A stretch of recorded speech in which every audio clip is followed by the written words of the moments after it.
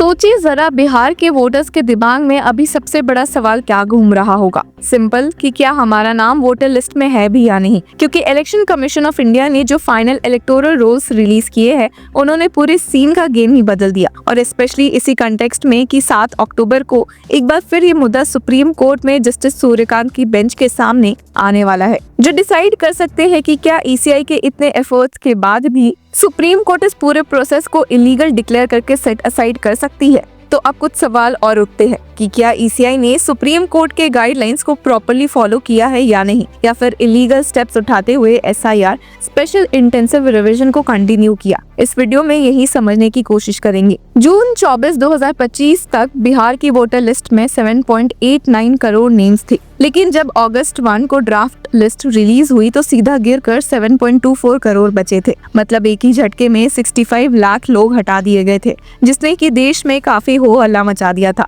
और अब जब फाइनल लिस्ट आई है तो थोड़ा बैलेंस हुआ। 21.53 लाख न्यू वोटर्स ऐड हुए और 3.66 लाख रिमूव हुए। अब जो फाइनल फिगर है वो है 7.42 करोड़ वोटर्स का। मतलब एक तरफ एडिशंस हो रहे हैं, दूसरी तरफ डिलीशंस भी। लेकिन सबसे बड़ा इशू जो सामने आया वो था डेड वोटर्स का। इलेक्शन कमीशन ने बताया कि लगभग 22 लाख लोग जो अब जिंदा नहीं है, उनके नेम्स अभी तक वोटर लिस्ट में चले आ रहे थे। ये सुनकर आम आदमी भी हैरान हो गया और नेता भी। और इसीलिए 4 अक्टूबर को खुद chief election commissioner Gyanesh Kumar Patna आने वाले हैं। मीटिंग फिक्स है 10 AM to 12 PM at Taj hotel Patna. इस मीटिंग में मेजर पॉलिटिकल पार्टीज को बुलाया गया है, जहां वो अपने सुझाव देंगे और प्रिपरेशंस डिस्कस करेंगे। लेकिन कंट्रोवर्सी तब बड़ी हो गई जब ये खबर भी आई कि सबको इनवाइट नहीं किया गया है। Mukesh Sahni's VIP, Upendra Kushwaha RLM and Jitan Ram Manjhi's HM को बुलावा ही नहीं मिला।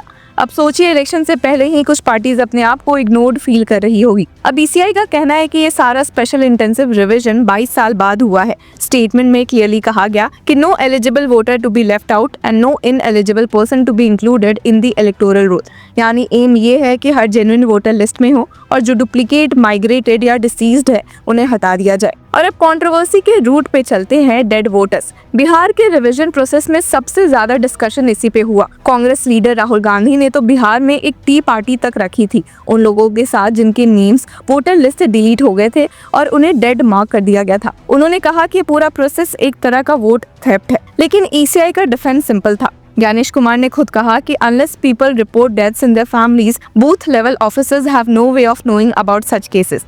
During the intensive revision, the electoral system is more vigilant about removing the names of people who have either died or moved. और अब ईसीआई ने एक नया सिस्टम ही अनाउंस किया है। वोटर लिस्ट को डेथ रजिस्ट्रेशन डेटा के साथ लिंक कर दिया जाएगा। The election commission will now receive death registration data electronically from the registrar general of India. इससे इलेक्टोरल रजिस्ट्रेशन ऑफिसर्स को टाइमली डेटा मिलेगा और BLOs फील्ड विजिट करके वेरीफाई करेंगे। मतलब अब अगर किसी की डेथ ऑफिशियली रजिस्टर होती है तो उनका नाम वोटर लिस्ट से ऑटोमेटिकली डिलीट हो जाएगा। पर व्यूअर्स, यहाँ पर सवाल एक और उठता है कि आखिर जो लोग जिंदा हैं उन्हें कैसे ईसीआई द्वारा डेड डिक्लेयर कर दिया गया था। अब यहीं पर डेटा का एक और एंगल भी आता है कि डिलीशन में वुमेन का परसेंटेज मेन से ज्यादा निकला। साथ ही कुछ मुस्लिम मेजॉरिटी डिस्ट्रिक्ट में भी ज्यादा डिलीशन देखी गई। इस वजह से अपोजिशन के पास एक नया पॉइंट आ गया है कि प्रोसेस बायस हो सकता है। लेकिन रूलिंग पार्टीज कहती है कि ये एक नेचुरल करेक्शन प्रोसेस है और जिनके जेन्युइन डॉक्यूमेंट्स थे उनके नेम्स दोबारा ऐड भी हो गए। और एक और बात, बिहार के माइग्रेट्स जो दूसरे स्टेट्स में काम करते हैं उनके डॉक्यूमेंट्स वेरीफाई करना मुश्किल होता है। रिपोर्ट्स के हिसाब से काफी माइग्रेंट्स के नेम्स भी लिस्ट से निकाल गए क्योंकि उनके पास एसआईआर के लिए प्रॉपर पेपर्स नहीं थे।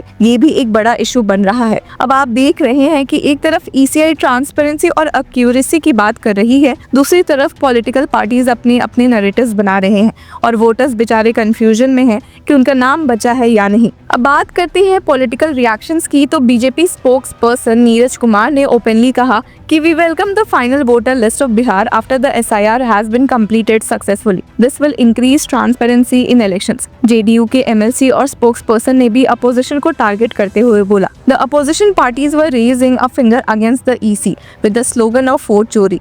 And now the final list has been published in which more than 21 lakh names have been added. The opposition is exposed now. यानी रूलिंग पार्टी सेलिब्रेट कर रही है, अपोजिशन डाउट रेज कर रही है और वोटर्स कंफ्यूज्ड है कि उनका नाम लिस्ट में है या नहीं। अब आम वोटर्स के पर्सपेक्टिव से देखें तो अगर किसी को पता चले कि उनका नाम लिस्ट में नहीं है तो उनके पास अभी भी ऑप्शन है। If any eligible person still wishes to apply for inclusion of their name in the electoral roll, they can submit an application up to 10 days before the last date for filing nominations for election. ये बात खुद election commission के assistant director Apurva Kumar Singh ने statement में कहा है। और अगर किसी को लगता है कि उसके साथ गलत हुआ है, जैसे नाम गलती से डिलीट हो गया है, तो उसके लिए भी प्रोसेस है। If any person was not satisfied with the decision of the electoral registration officer on entry on the electoral rolls, they may under section 24 of the Representation of the People Act 1950 file a first appeal before the district magistrate and a second appeal before the CEO। मतलब appeals का पूरा system available है। पर सच ये भी है कि बिहार का ये एक्सरसाइज सिर्फ बिहार तक लिमिटेड नहीं है।